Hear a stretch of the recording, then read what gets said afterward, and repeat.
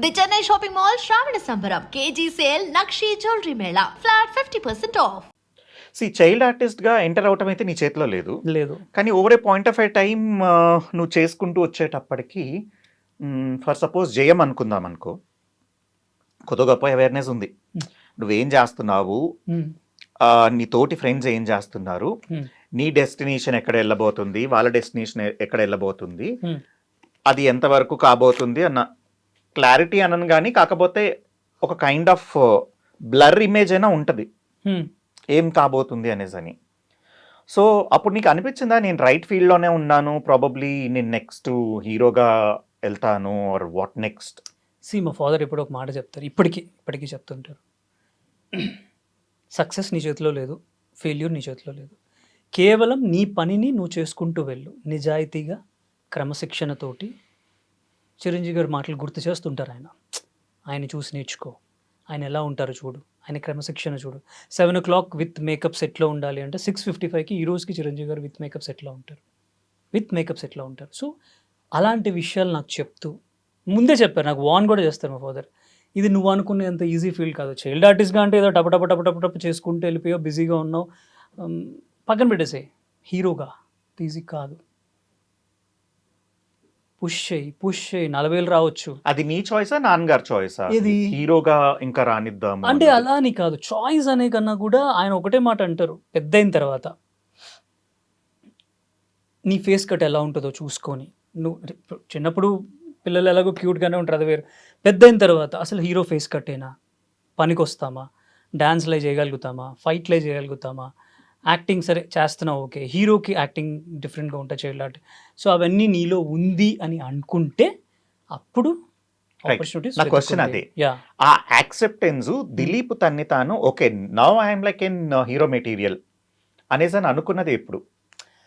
జయం తర్వాత కొంచెం నాకు బాగా సినిమా హిట్ అయిపోయి ఇది ఉండేసరికి ఫుల్ బాగా క్రేజ్ వచ్చింది. జయం ఆ రోల్ తమిళ్ తెలుగు చేశాక అక్కడ ఇక్కడ అప్పటికే డాడీ ఫ్రెండ్స్ చాలామంది హీరోయిన్ చేసేయాలి, ఇంకా అది అంటే ఒక ప్రాజెక్ట్ చేశా అప్పుడు. జయం తర్వాత 2003లో స్టార్ట్ అయ్యి 5లో రిలీజ్ అయింది. అండ్ నాకు ఆ పేరు కూడా చెప్పడం ఇష్టం లేదు యాక్చువల్లీ, అంత పెద్ద డిజాస్టర్ అది. ఒక రాంగ్ డైరెక్టర్ని చూస్ చేసుకొని, ఒక చెత్త స్క్రిప్ట్ని చూస్ చేసుకొని, అవగాహన లేక సరిగ్గా అన్ని సినిమాలు చేసినా మనకి ఎలాంటి స్టోరీకి వెళ్ళాలి, ఎలాంటి లాంచ్ అవ్వాలి అనేది తెలియక ఏదో పిచ్చి సినిమా చేసేసి అది ఒక పెద్ద డిజాస్టర్ అయిపోయి that's a very bad experience ఆ ఫిలిం అయితే నాకు.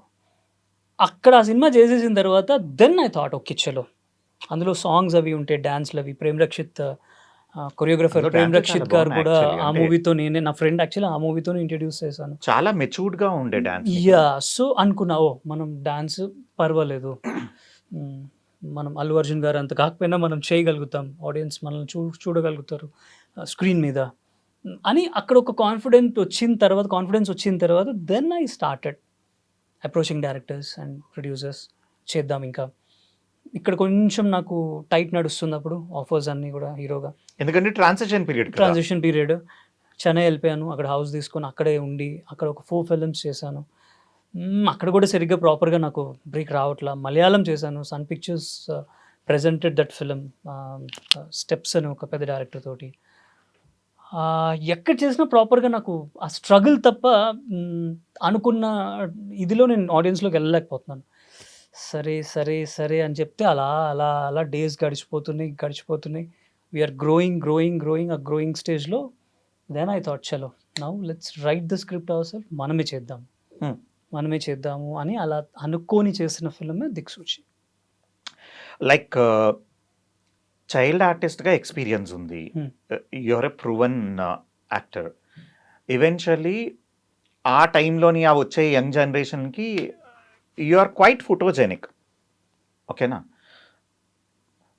ఎక్కడ ఏ తప్పు జరిగిందా, లేకపోతే అంటే ఒక కైండ్ ఆఫ్ రియలైజేషన్ నువ్వు ఇప్పుడు ఏదైతే అంటున్నావో వద్దు నేను ఇంకా డైరెక్షన్కి మారిపోతానని అంటే? నేను ఇప్పుడు డైరెక్షన్కి మారుతానని లేదు, నేను డైరెక్షన్కి మారుంటే దిక్సూచి నేను యాక్ట్ చేయను కదా, నేను ఇంకొకరితో వెళ్ళిపోతా. ఐఎమ్ స్టిల్ డూయింగ్, నేను యాక్టింగ్ చేస్తున్నా. రీసెంట్ అంటే ఒక 2 years బ్యాక్ నేను నెట్ఫ్లిక్స్కి కూడా ఒక వెబ్ సిరీస్ చేశాను, షీ అని, ఇంతియాజ్ అలీ సార్ది, బాలీవుడ్లో. సీజన్ 2లో విలన్గా చేశాను, మంచి రోల్. సో యాక్టర్గా నేను ఎప్పుడు మానను, దాని నుంచి మారను కూడా. 90 ఏళ్ళు అయినా సరే, ఒకవేళ 90 ఏళ్ళు బతుకుంటే 90 ఏళ్ళు అయినా సరే మేకప్ వేసుకొని షూటింగ్కి వెళ్ళి షూటింగ్ చేసి ఇంటికి రావచ్చు. అంటే ఈ క్లారిటీ నేను ఎందుకు తీసుకుంటున్నానంటే యా జనరల్గా ఎవరైనా సరే కూడా ఇంకా డైరెక్షన్ వైపు వెళ్ళిపోయారని అంటే ప్రాబబ్లీ ఇంకా తిను యాక్టింగ్ గివప్ చేశాడని జనాలు అనుకోవచ్చు. నువ్వు నేనేమంటానంటే ఐఎమ్ క్యాపబుల్ ఆఫ్ డూయింగ్ అన్నప్పుడు నేను చేస్తా. ఇప్పుడు మీరు డైరెక్టర్, దిలీప్ ఈ సినిమాలో నువ్వు హీరోగా బాగుంటావు చెయ్యి, స్టోరీ చెప్పు, నా డబ్బులు ఏంటో చెప్పు, నచ్చితే చేస్తా. లేదు ఇందులో నువ్వు విలన్గా బాగుంటావు చెయ్యి, నేను రెడీ. నేను ఏమంటున్నాను అంటే ఒక కంప్లీట్ యాక్టర్ అవ్వాలి అనేది నా point of view. How Vijay Sethupathi గారు ఈజ్ డూయింగ్, ఆయన చూడండి ఏ రోల్ అయినా చేస్తారు ఆయన. ఎగ్జాక్ట్లీ. సో ఒక మంచి నటుడై ఉండాలి అంతే. అది హీరోగానే చేస్తాను లేదా ఇదే చేస్తాను అనేది నేను ఎప్పుడు అనుకోలేదు. నెట్ఫ్లిక్స్కి చేస్తాను, ఇవన్నీ చేస్తున్నాను. ఐమ్ డూయింగ్ బేసికల్లీ నువ్వు చేసే క్యారెక్టర్లకి నువ్వు న్యాయం చేస్తావు అనుకుంటున్నాను. Yeah definitely. అంటే ఒకటి దిలీప్, కొన్ని మూవీస్ చూస్తున్నప్పుడు ఎక్కడో ఏదో మిస్ఫైర్ అవుతుంది. అంటే 24 క్రాఫ్ట్స్ కలిసిన తర్వాతే మనకి it's going to be bang. ఒకది జరగకపోవటానికి రీజను ఒకటే, లేకపోతే ఇదే కారణం అని అనుకుని మనం కూర్చోలేము. సో ఒక్కసారి వెనక్కి వెళ్ళి ఆలోచించుకుని చూస్తూ ఉంటే ఎక్కడ ఏది ఏం జరిగింది, how is that you could not market your self? I'm actually really bad in marketing my self. నేను ఒక ప్రోడక్ట్స్ రెడీ చేస్తే, దిక్సూచిని రెడీ చేస్తే నేను దాన్ని ఒక డిఫరెంట్ వేలో తీసుకెళ్ళాను బయటకి మార్కెట్లోకి. I know how to market my film. నేను ఒక ఫిలిం చేస్తున్నాను అని అంటే నా ప్రోడక్ట్ని నేను ఎలా సెల్లింగ్ ట్యాగ్గా చేయాలి, దీన్ని ఒక బెస్ట్ ట్యాగ్గా ప్రైస్గా ఎలా చేయాలో నాకు ఒక క్లారిటీ ఉంది, ఐడియా ఉంది. బట్ యాజ్ అన్ యాక్టర్గా నాకు నేను సెల్ఫ్ ప్రమోషన్ చేసుకోవటం కానివ్వండి, సెల్ఫ్ పిఆరింగ్, ఇవన్నీ కొంచెం బ్యాడ్. నేను అంటే ఏమవుతుంది అంటే ఆడియన్స్లోకి వెళ్ళి మనం బిల్డప్లుగా మాట్లాడి లేదా అన్నెసరీగా పోస్ట్లు, ఏమో నాకు కొంచెం ఇబ్బందిగా అనిపిస్తుంది అది. మరి మేబీ ఇంట్రోవర్ట్ అవటం వల్ల తెలియదు కానీ బట్ ఫ్యూచర్లో ఇప్పుడు నేను ఒక ప్రాజెక్ట్ అనుకుంటున్నాను, ఇన్వెస్టర్స్తో మీటింగ్స్ జరుగుతున్నాయి. ఆ ప్రాజెక్ట్ నుంచి మాత్రం ఐ విల్ స్టార్ట్ పిఆరింగ్. ఇప్పుడు ఎలా అయితే ఇండస్ట్రీలో జరుగుతుందో మోర్ దెన్ దట్ ప్లాన్ చేద్దామని చూస్తున్నాను. By God grace I hope I will do that. సడన్గా అంత భారీ డైరెక్షన్ అని అంటే definitely it is not an easy job. కానీ నువ్వు రాసుకుని నువ్వు చేసుకుని మొత్తం అంతా కూడా చేయటం అని అంటే ఏదో ఒక ఫైర్ ఉంటేనే కానీ అది జరగని పని, రైట్? అది నీ క్రియేటివ్ని ప్రూవ్ చేసుకోవటానికా, లేదా నాకు రైట్ క్యారెక్టర్ ఇవ్వట్లేదు, నన్ను నేను కరెక్ట్గా నేనే ప్రొజెక్ట్ చేసుకోగలనని అనుకోవటం వల్ల, ఏదో ఒక రీజన్ అయితే అంతర్లీనంగా ఏదో ఒకటైతే ఉంటుంది నువ్వు డైరెక్షన్ చేసావు అని అంటే. Are you okay to share? Simple. మనకు ఒక విషయం తెలుసు, మనకి వంట ఎలా చేయాలో తెలుసు, ఒక కూర కాదు 10 కూరలు ఎలా వండాలో తెలుసు అన్నప్పుడు నీకు ఒక అవకాశం దొరికింది వండడానికి. వండు, రుచికరంగా వండు, వడ్డించు. సింపుల్. అంటే ఎగ్జాంపుల్ చెప్తున్నా మీకు. అలాగే నేను 24 క్రాఫ్ట్స్లో అప్పుడు 24 క్రాఫ్ట్స్ ఇప్పుడు పెరిగినాయి. 24 క్రాఫ్ట్స్లో నేను ఎడిట్ చేసుకున్నాను నా ఫిలింని. వేరే ఎడిటర్నే తీసుకున్నా, బట్ కోఆపరేట్ చేయలేదు. కొరియోగ్రఫీ చేసుకున్నా, వేరే వాళ్ళని తీసుకున్నా, కోఆపరేట్ చేయలేదు. డ్రాప్ చేసేసి నేనే చేసుకున్నా. అంటే కోఆపరేట్ చేయలేదు అని అంటే నీకుండే క్రియేటివ్ థాట్ ప్రాసెస్కి వాళ్ళ క్రియేటివ్ థాట్ ప్రాసెస్ మ్యాచ్ కాకపోవటమా, ఏముంటుంది? కాదండి, నేను I believe cooperation is nothing but time అండి. Okay, I believe time. పొద్దునే 7 గంటలకి కాల్ షీట్ అంటే 7 గంటలకి కెమెరా ఆన్ చేయాలి. లేదు even 6 call sheet, evening 6 call sheet, 6 to 6 అంటే ప్రతి సెకండ్ కౌంట్స్. మనకి ప్రతి సెకండు డబ్బులతో కూడుకున్న విషయం. ప్రొడ్యూసర్ మనల్ని నమ్మి డబ్బులు పెడుతున్నప్పుడు ఏమైపోద్ది అంటే ఇది మంది కాదు కదా. ఓకే, మన డబ్బులు మనం తీసుకుంటున్నాం, గంట లేట్ అయితే ఏమవుతుంది, ఈ ఆస్పెక్ట్లో వర్క్ చేస్తారండి. కొంతమంది తాగేసి వస్తారు సెట్కి, తాగేసి ఎక్కడున్నారో తెలియదు, ఫోన్లు ఎత్తారు కొంతమంది టెక్నీషియన్స్, మంచి టెక్నీషియన్సే. ఇవన్నీ కొంచెం డిస్టర్బ్డ్ బికాస్ నేను తాగనండి, నాకు అలవాట్లేదు. బేసిక్గా ఐ డోంట్ బోస్. నేను స్మోక్ కూడా చేయను. స్మోక్ చేస్తావుగా? ఎక్కడ చేశాను? జయంలో చేశానా? మూవీ కోసం ఏదైనా చేస్తా. మూవీ కోసం 10 ఫ్లోర్ల నుంచి కింద అది అవన్నీ ఏసి దూకమన్నా దూకేస్తా. జయంలో చేశాను. దట్స్ లైక్ మూవీ ఈ కోసం. డౌట్ నాకు ఎప్పుడు ఉండేది. ఇన్ఫాక్ట్ బయట కూడా చాలా సార్లు అడిగాను కదా, హ్మ్. ఏ స్మోక్ చేయవా అంటే, ఏదో భయ్యా అక్కడ ఆ! బే నాకేంటంటే లంగ్స్ పాడైపోతాయి స్మోక్ చేస్తే. ఓ మంచి బాడీ ఇచ్చాడు దేవుడు. లోపల ఏది డ్యామేజ్ చేసుకోకూడదు. పోయే టైంకి పోతాం, అది వేరే విషయం. బట్ ఉన్నంత కాలం పీస్‌ఫుల్‌గా, ప్రశాంతంగా ఏ అలవాటు 9 లేకుండా. గంటలకల్లా లైట్ ఆపేసి పడుకుందాం. అంటే నాకు ఐ హావ్ దిస్ హ్యాబిట్. చిన్నప్పటి నుంచి మా అమ్మ చాలా చాలా స్ట్రిక్ట్‌గా పెంచారు. పొద్దున్నే 5కి, 4:30కి, 4కి షూట్ ఉంటే 4కి లెగవటం అలవాటైపోయింది. సో, లేదు అంటే 5కి 4:30 అన్నా మినిమమ్ లెగవటం అలవాటైపోయింది. షూట్ ఉన్నా లేకపోయినా. నైట్ తొందరగా పడుకోవడం. ఎర్లీగా. పొద్దున్నే తొందరగా లెగవటం అనేది డైలీలో ఒక రొటీన్ అయిపోయింది. మనం పొద్దున, మధ్యాహ్నం, నైట్ ఎలా తింటామో సేమ్ వే స్లీప్ టైం కానీ, మార్నింగ్ వేకప్ టైం కానీ ఎక్కడ సైకిల్ దెబ్బతినలేదు నాది. నాకు ఇంట్లో వాల్ క్లాక్ అది మీ పెద్దగా ఉండేవి కదా, మాక్సిమం మొబైల్ ఫోన్లు అనమాట. సడన్ గా ఇప్పుడు నేను బాల్కనీలో కూర్చున్నప్పుడు నీ బెడ్రూమ్ వైపు లైట్ ఆగిపోయిందంటే, ఓహో రాత్రి ఓ యా మీరు ఎదురుగా ఉండేవాళ్ళు. అవును. ఓ రాత్రి అయిపోయిందా అప్పుడే, ఈ మనిషి పడుకోవడానికి వెళ్ళిపోయాడు అప్పుడే.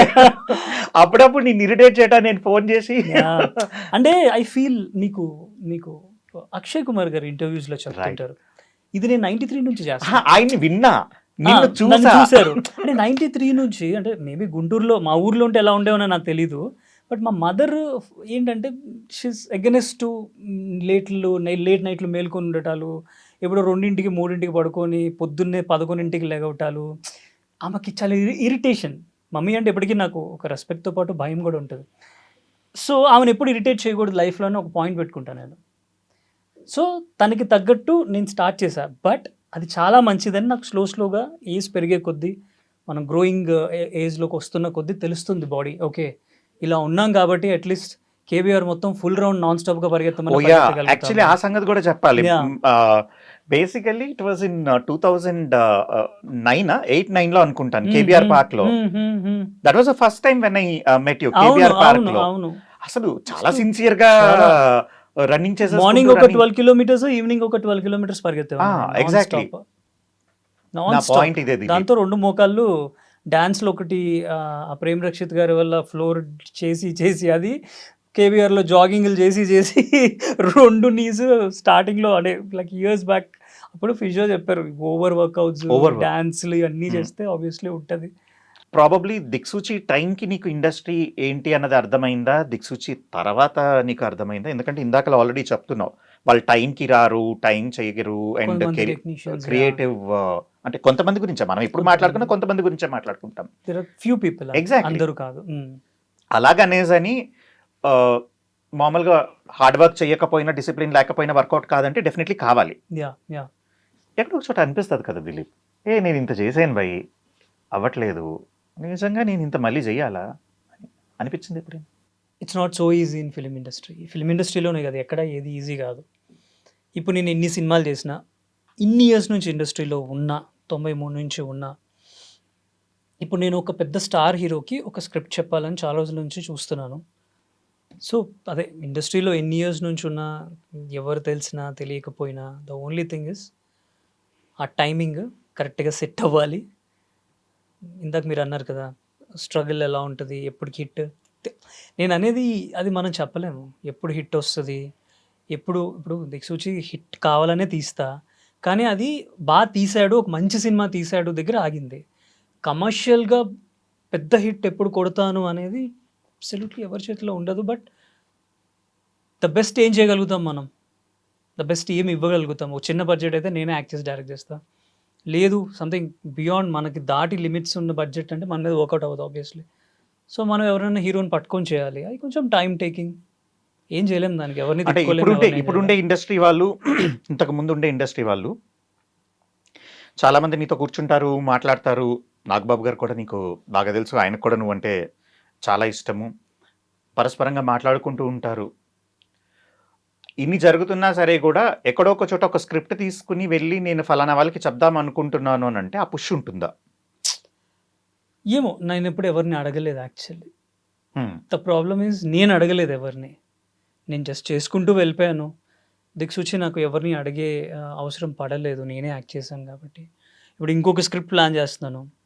అది చిన్న బడ్జెట్‌లోనే. అది నేనే యాక్ట్ చేసి డైరెక్ట్ చేద్దాం అనేది నా మెయిన్ ఇంటెన్షన్.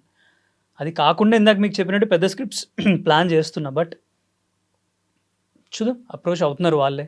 ఈ మధ్య చాలా అయితే ఫారిన్ కంట్రీలు వెళ్ళిపోతున్నావు, లేకపోతే కంప్లీట్ దేవాలయాలు, పుణ్యక్షేత్రాల దర్శనాలు. ఏంటి అసలు ఇది? ఏం అంటే జరుగుతుంది మనకు నీతోటి? కొంచెం దేవుడు అంటే బాగా భక్తి ఎక్కువ ఉంది కాబట్టి మొన్న అరుణాచలం వెళ్ళి గిరి ప్రదక్షిణ అది చేసి వచ్చాను. అంటే అదే that's what I'm telling you. ఏంటంటే కొంచెం మైండ్ పీస్ఫుల్గా ఉండాలన్నా, లేకపోతే మనం చేసుకునే పనులు ఇంకొంచెం ఫాస్ట్ అప్ అవ్వాలంటే కొంచెం దేవుడి దగ్గరికి వెళ్ళి ఆయనకు ఒక పెద్ద ఆయనకు ఒక నమస్తే చెప్పి ఎలా ఉన్నారు ఏంటి అని అడిగి రావటంలో తప్పలేదు కదా. అంటే